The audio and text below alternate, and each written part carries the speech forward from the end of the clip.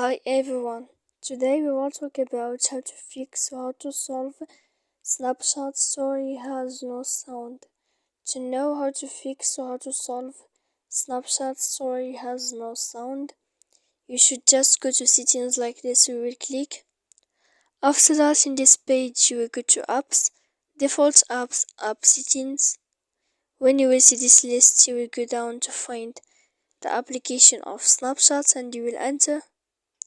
Then in this page you will go to click for stop.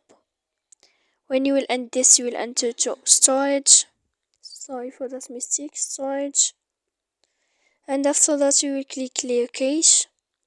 Then you will go to click clear data. And when you will end all this, you can turn off your phone. So please don't forget to support us by like and subscribe.